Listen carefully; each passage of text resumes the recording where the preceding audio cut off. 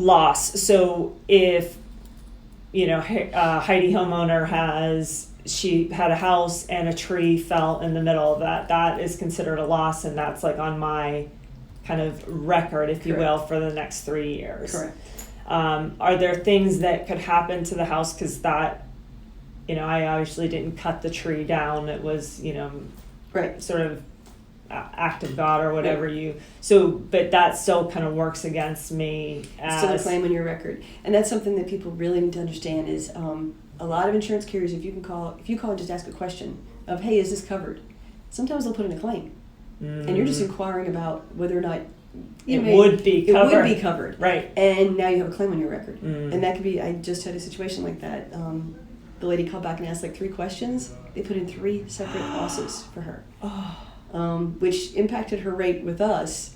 But she was so frustrated with the other carrier because they did it. She can't move the policies. But even though I had a letter from their carrier saying, no, these losses were just inquiries, we coded them wrong, it's still in the system and still impacts you. I strongly recommend, even with us, if you call after hours, if it's a 24-hour service kind of thing and you call on the weekends, their job is to take the information. So they're going to take the information and put it in as a loss. Versus if it's something that's relatively minor, maybe under your deductible, or you're not even sure that there's damage yet. Right. I had it happen in my own house. There's a drain that comes off of the HVAC unit. It had gotten kicked away from the little drain spout, and I come home and water's coming out of my garage. Right. Don't panic. Yeah. Don't panic. Try to assess what's going on because turns out, one, it was just on the concrete. Right. So nothing clean was. it up, dry it, no claim. But some people would call and file a claim. I've had water all over my garage, and there's no damage. But now you've got a claim. Right. And that's on your record for 3 years. Wow. And it impacts your overall rate for 5. It affects eligibility for 3, but rate for 5.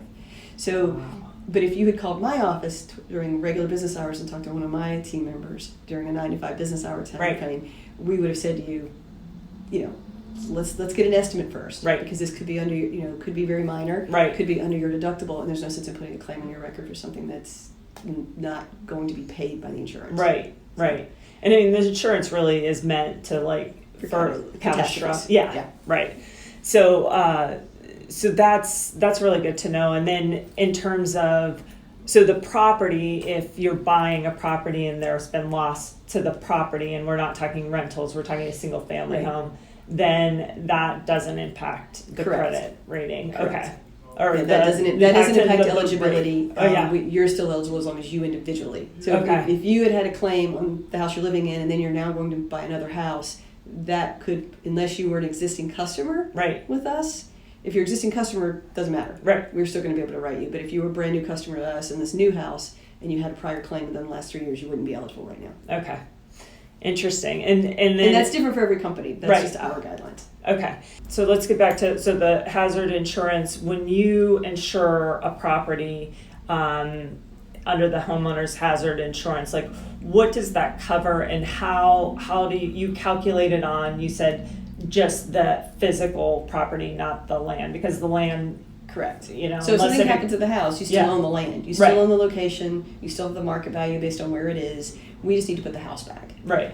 So the dwelling coverage is the first piece of the policy, and that covers the structure. Okay. What it's going to cover it for is any sudden, accidental, direct physical loss, except for the things we exclude. Okay. Things like termites. Mm-hmm. Things like flood, earthquake. You can get an earthquake endorsement. You can buy a separate flood policy.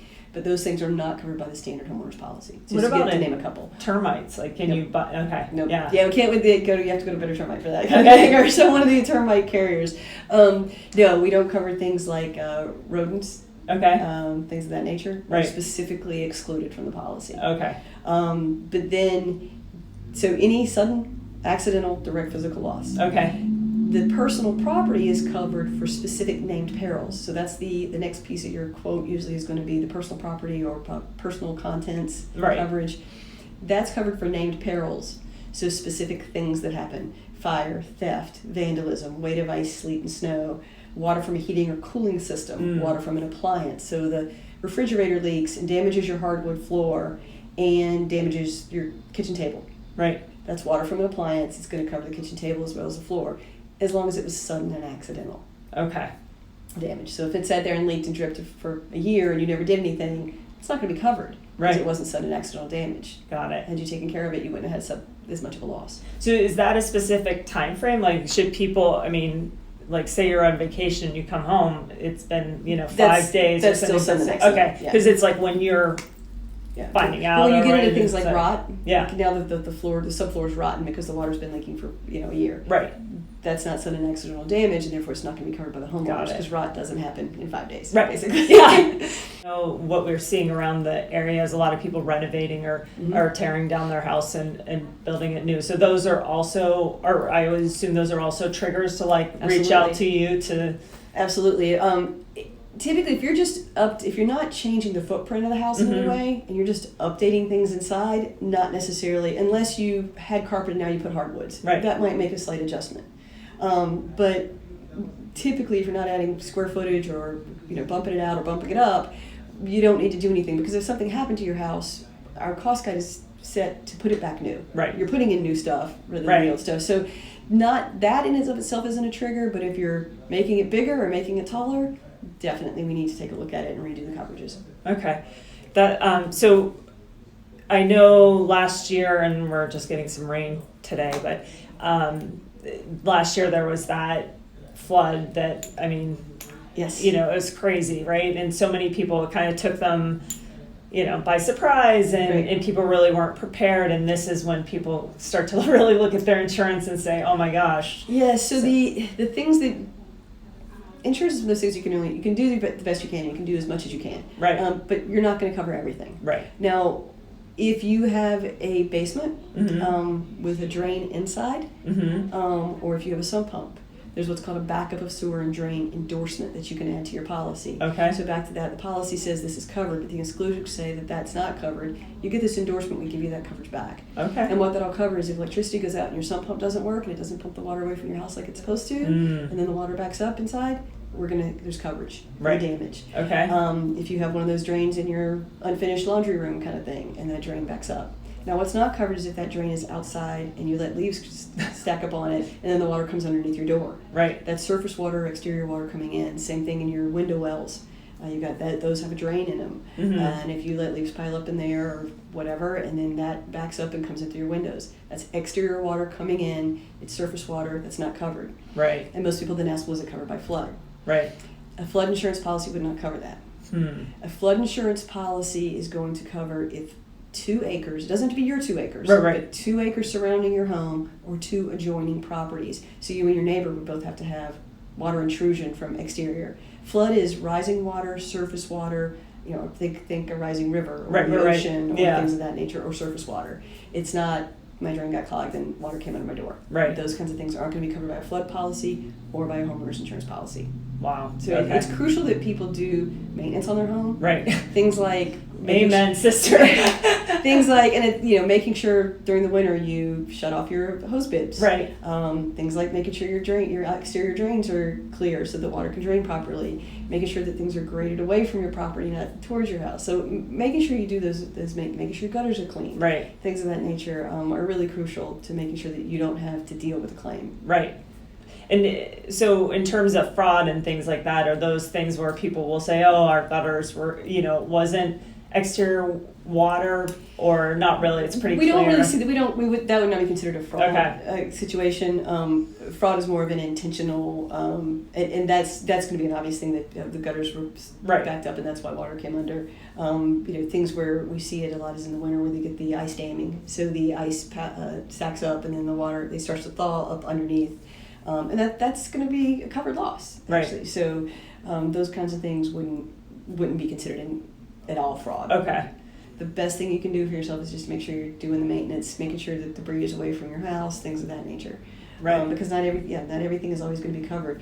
Another one we see a lot of times is a tree falling. Right. And it just falls in the yard. Right. Doesn't hit anything. Right. Well, we cover personal property and structures. We don't just cover the tree falling and hitting nothing. So that's not going to be people call a lot of times, and even call and file a claim to the 24-hour service when it's not a covered loss. Right. Because it didn't damage property that we actually cover. Right. So Yeah. if it falls on your fence, then it's covered. Right. 'Cause And that's so covered property. and if it falls on your fence, what if it's the neighbor's tree? Because I know there's been questions That's a big one about too. that. Yeah. So that one gets sticky. Right. Because if the tree is rotten, has issues, and clearly has issues, it doesn't leaf out, or it's got dead limbs all over it, and the neighbor's not maintaining their property, then that could go under their liability if it falls on you. Okay. But if the perfectly healthy tree and a windstorm and a derecho comes along and Right. knocks a tree under your house, it's your neighbor's tree. Your neighbor didn't do anything wrong. Right. They're not negligent, therefore they're not liable. So Right. that would go into your homeowner's insurance. Okay. And count against Against you, your right. deductible would apply, everything, yeah. Okay. But same goes for you as a homeowner, going back to maintaining your home. If you've got trees that aren't leafing out or have dead limbs, it's your responsibility to get those trimmed and get those. So if they fall on a neighbor, or God forbid a tree limb fall on a kid walking down the sidewalk, Right. Things like that, you're responsible and you could be held liable. Right. Right. Yeah, that's one that definitely happens in some of the And that is older another neighborhoods. part of the policy is the liability portion. Okay. So.